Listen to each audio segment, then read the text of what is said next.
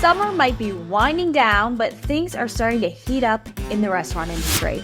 From cutting-edge automation to bold new drive-thru designs, some brands are doubling down on major investments while others are tightening their belts. Plus, we'll dive into the hottest food trends for fall and wrap it all up with a birthday celebration fit for a chicken finger empire.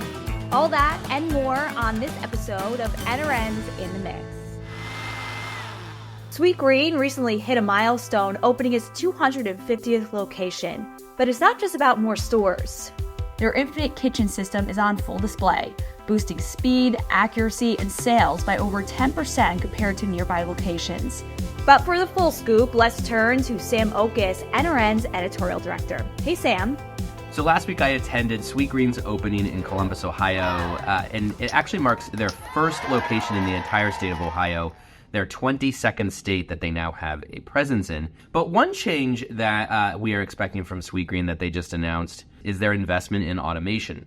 So Sweetgreen had previously said that by 2028, they wanted all of their locations to be converted to this infinite kitchen model. Well, their CFO, Mitch Reback, just told the Goldman Sachs Global Retailing Conference last week that they're not going to try to open this in all locations anymore. Instead, they're going to try to get to about 50% of Sweetgreen locations with that infinite kitchen model. So ever since Sweetgreen first opened in Washington, D.C. in 2007, it's been very tech forward.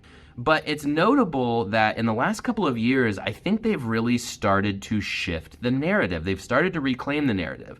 Because Sweetgreen had some bumpy times, particularly during the COVID pandemic. And what I think might have happened is they realized that the hook for Sweetgreen for customers is not look at all this fancy technology.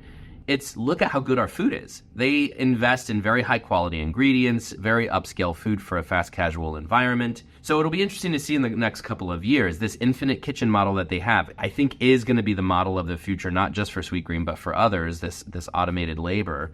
But Sweetgreen is going to continue to capitalize on the quality of their food as their message. I think that could help them get to that 1,000 unit goal by 2030. Thanks, Sam. Automation is clearly picking up across the restaurant industry, but it's not without its challenges. Most robots on the market can't handle slippery, soft food, so humans are still very much in the mix, as we see with Sweetgreen and Chick-fil-A. NRN's Alicia Kelso has the details on Chick-fil-A's new elevated drive-thru.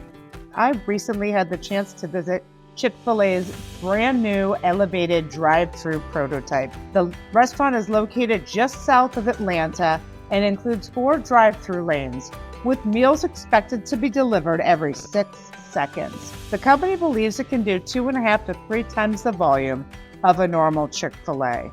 Thanks, Alicia. Now let's talk food trends. As we head into fall, we're seeing chicken curry pop up on menus as Indian flavors surge in popularity. Our senior food and beverage editor, Brett Thorne, has more details. Hi, it's senior food and beverage editor Brett Thorne, coming off freshly reporting on chicken curry.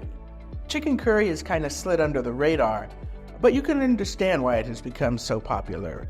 It's flavorful, comes from an increasingly trending cuisine, Indian, although they can be manifested as Thai and Malaysian curries, which use fresh spices, or Japanese ones that were adapted after the Japanese were introduced to Indian curries by the British, including Tender Greens, which has a Japanese chicken curry, and Twin Peaks, which came out with a sauce inspired by chicken tikka, which is an Indian curry.